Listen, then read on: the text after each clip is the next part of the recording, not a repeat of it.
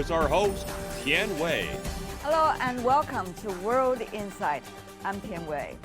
July the 1st marks the centenary of the Communist Party of China. Today we continue our series, Ambassadors on China, foreign ambassadors' stories and experiences working and living in this country, and their thoughts on China's governance styles and the role of the ruling party. They say wine gets better with age. The same goes for friendship.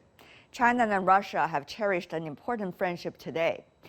Before China's liberation in 1949, interaction between the Communist Party of China and the Communist Party of the former Soviet Union were active. Though they had their fair share of ups and downs, bilateral relations eventually become solid today. Earlier this week, Chinese President Xi Jinping and Russian President Vladimir Putin had a video meeting.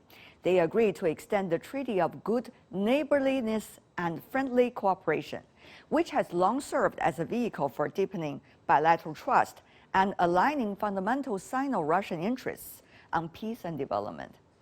And the Shanghai Cooperation Organization has also turned 20 this year, in which China and Russia play pivotal roles. On all of those, I spoke to Andrey Denisov, Russian ambassador to China. Let's hear his insights.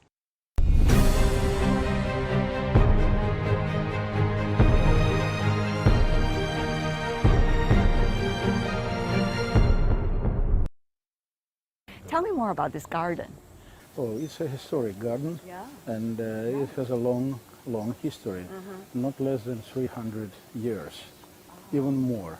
Yeah. First Russian settlers come here in the end of 18th century, that is 1685, from Siberia. They were enlisted in the Emperor's Guard as guardians. And you see, traditionally on the roofs of Chinese temples and pavilions, there are monsters or some different beasts But in order this to. is different. But here we can see pigeons. Right. Ge. For peace. Yes, Hepinge. Hepinge. Hepinge. Yeah. The 100th anniversary of the founding of the Chinese Communist Party. I know that throughout history, both during the former Soviet Union time and now as the Russia Federation, there has been great ties between the political parties on both sides. Mr. Ambassador, tell me more about your thoughts at this moment. Political parties are the basis of political systems and political models, especially when these parties are ruling parties, like Communist Party of China since 1949. But even before 1949, before liberation, interaction of Communist Party of my country, and which was ruling party at the time, and Communist Party of China was very active.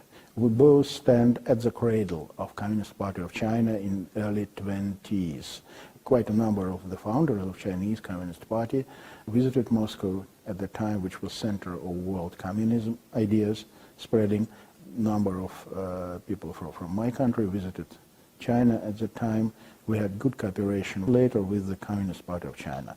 So it was before liberation. And after liberation, we carried on large-scale industrialization program for China and for my country as well.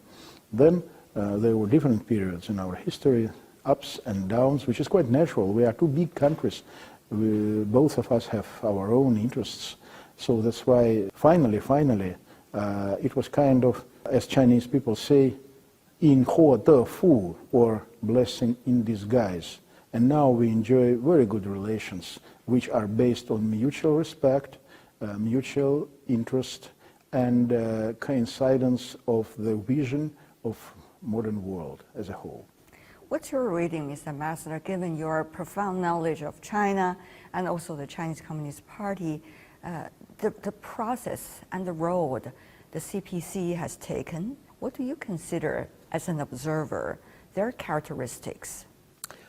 Well, you see, on one hand, 100 years is a short period of time, especially as compared to Chinese history. which has 5,000-6,000 years. Nobody knows how long it is. But from the point of view of the life of human being, of you and me or anybody else, it's a long time. It's a long time. But I have such a feeling that 100 years of the history of Communist Party of China is full of so much events, of so much ups and downs, of so much victories and triumphs, but as well quite a number of setbacks and losses. The history of Chinese Communist Party, as one of its leaders, as Chairman Mao Zedong said once, 前途是光明的道路是曲折的, which means in Chinese the prospects are bright, but the road is winding. So Communist Party of China is a ruling party after 1949, and especially after 1978, when reforms and open policy started. In China, definitely has gone very winding road, but finally achieved 光明的前途, achieved good prospects as a result of the efforts. According to the latest interview by your president, Mr. Putin, he's talking about China and Russia comprehensive strategic partnership at its highest level with the utmost trust. Tell me more, Mr. Ambassador, how does that translate into the everyday work of yours? It brings a lot of work to all my staff every day.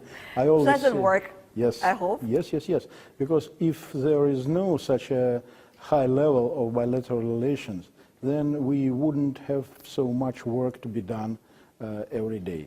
Even now, in the not so pleasant circumstances for all of us, I mean COVID and its pandemic, but we managed to keep our exchanges, our communication in a high level as well.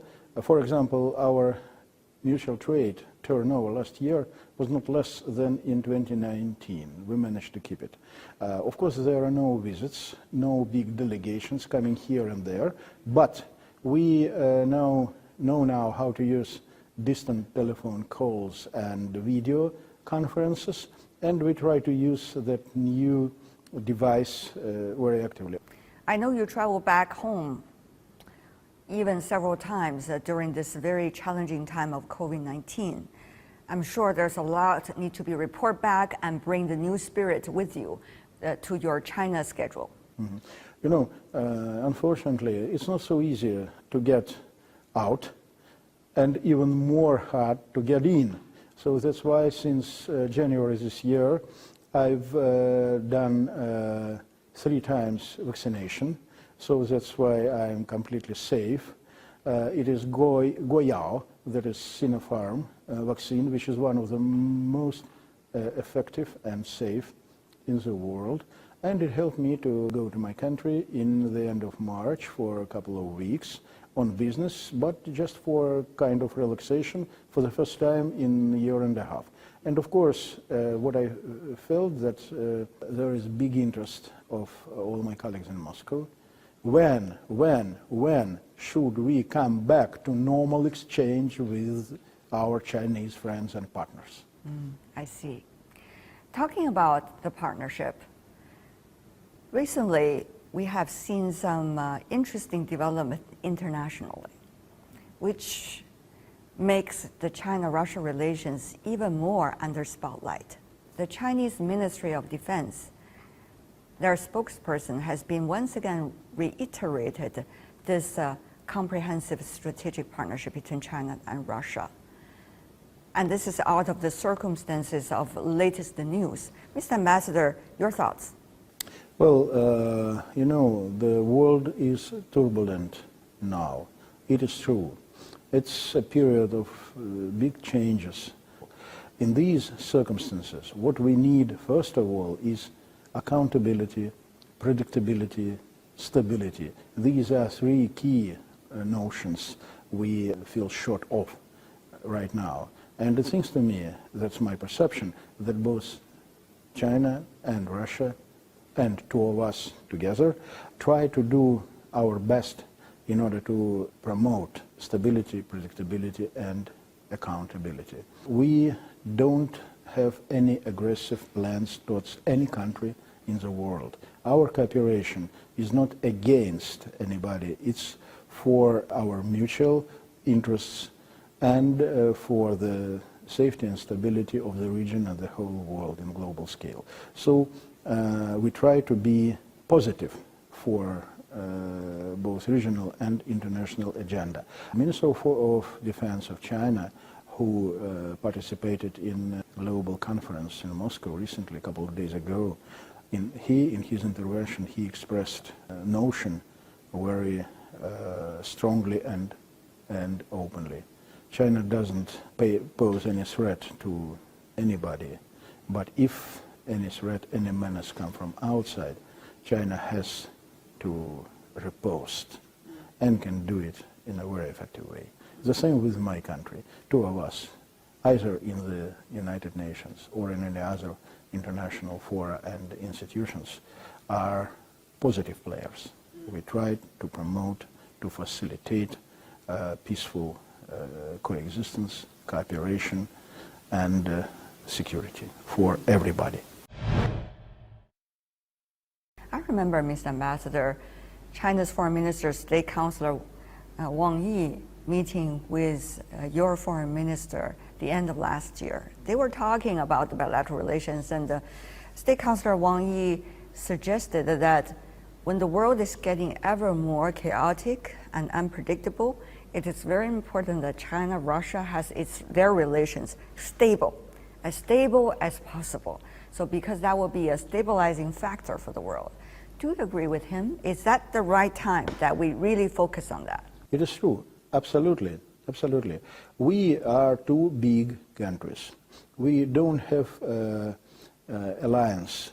I mean that we are not allies and we don't have some obligations towards each other. But the fact is that our interests are very close, if not common, in the vast majority of international and regional issues. That's a reality. Thus, I can say that maybe this model of relationship in modern world is even higher than just alliance. In alliance, there are leaders and there are those who follow them. There are seniors and juniors. Maybe that is my personal view and my personal perception. Our relationship is even higher. Level of it is even higher than just an alliance, because it is based on mutual respect, on mutual interest, and, which is very important, on mutual trust. And mutual trust cannot be introduced in bilateral relations just we manage to do it. What do you consider as the biggest challenge as you see it facing the SCO? What do you consider also as the most important historic moment of SCO? SCO is a multifaceted institution. It deals with political interaction, with safety and security, like counterterrorism activities, for example, then economic cooperation, and of course humanitarian aspect. Don't forget about it. We are very different countries with very different cultures, and cultural exchange, cultural interaction is also very important for our countries and for our people, because we are very much interested in each other's specifics. For example, people of my country pay great interest to the culture of China and other countries like India or Central Asia, and vice versa. But if you ask me to single out what is the most useful, important, and practical area of cooperation, I would like to point out safety, security, and counterterrorism, because that is turbulent part of the world. Just look at Afghanistan, look at the Middle East. It's just here. It's a kind of threat to all of us. So that's why how to, on one hand, raise the capability to withstand such kind of threats inside SCO, and on the other hand, to use SCO levers and instruments in order to promote settlement of international conflicts. Multilateral platforms and multilateral issues, including in this very complicated geopolitical change in the world. Now, the Chinese side met the US side a few months ago. After that, the Chinese side have met with the Russian counterpart in their conversation, including briefing of the situation of that bilateral visit between China and the United States. Also this time, after the president of Russia met with his US counterpart, we saw the two ambassadors in Washington, D.C.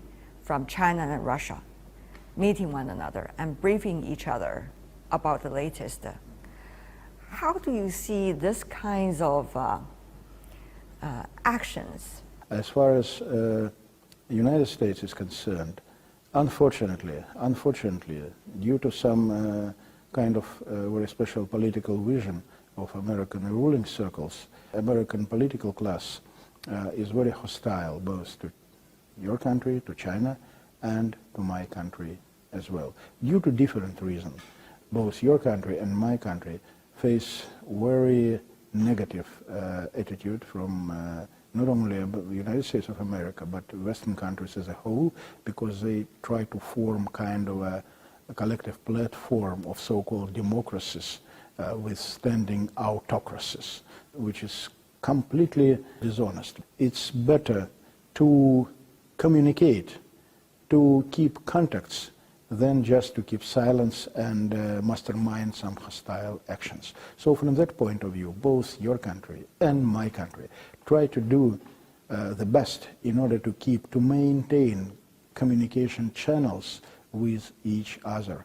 We observe attentively how China, even in a very negative environment, tries to keep dialogue tracks with American partners in trade and economic issues. In the case of my country, it's just about the same. After Geneva meeting of President Putin and President Biden, the first tangible result was my ambassador coming back to Washington and US ambassador coming back to Moscow. It's symbolic that in Washington, D.C., my ambassador, who just arrived, had a very cordial meeting with Mr. Tian Wei, the departing Chinese ambassador in Washington, D.C. Great, profound, great diplomat who played a very important role in trying to keep Chinese-American relationship in more or less positive shape. He's leaving now, and you know, every time when a new ambassador arrives, that opens some kind of new period of bilateral relationship. Hopefully, mutual relationship will improve, at least to the extent of carrying on positive dialogue in different areas which we are all interested in. Like, for example, climate change, say, or how to resist pandemic, or how to help global economy to get rid of the left-outs of economic crisis of last year. And of course, global safety and security, which heavily depend on US and my country, but China as well, and regional security in Asia-Pacific area.